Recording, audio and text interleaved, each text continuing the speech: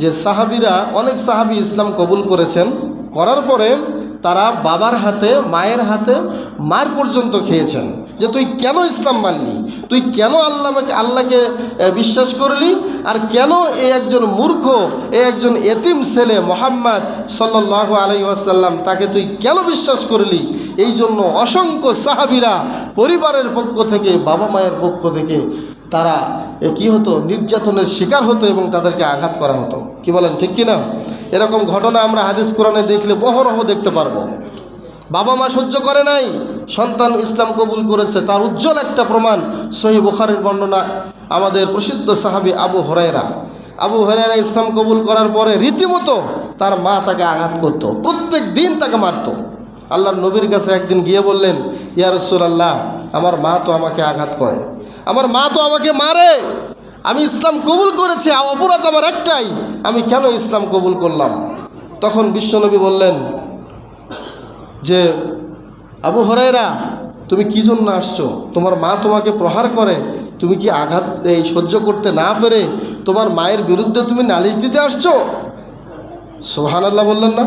আল্লাহ নবীর ধমকটা কি দেখেন, মা তাকে মারতেছে, মায়ের অন্যায়, এরপরেও আল্লাহ নবী বলছে তুমি তোমার মায়ের বিরুদ্ধে আমার কাছে নালিশ দিতে আসছো?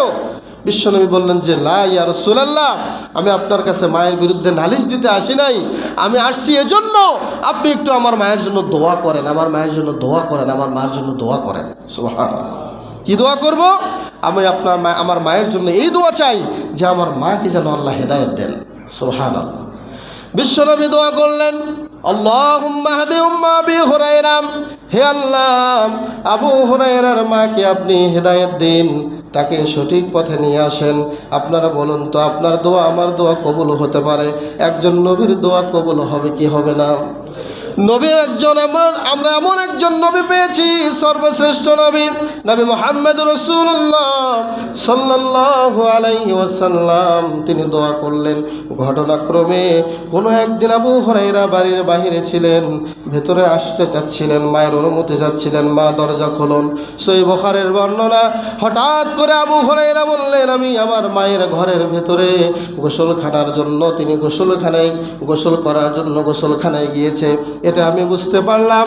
দেখলাম শরীর থেকে পানি ঝরতেছে, তিনি গোসল করতেছেন। একটু পরেই দরজা খুললেন, দরজা খুলে বললেন, হে আবু হুরায়রা, আমি যে তোমাকে এতদিন আঘাত করেছিলাম, আমি তোমাকে দিনের পর দিন প্রহার করেছিলাম রে আবু হুরায়রা, হে আমার কলিজার টুকরা সন্তান, আজকে তুমি আমাকে নিয়ে যাও ওই নবীর কাছে যে নবীর হাত ধরে আমি আজকে ইসলাম কবুল করে ফেলবো। বলেন সুবহানাল্লাহ।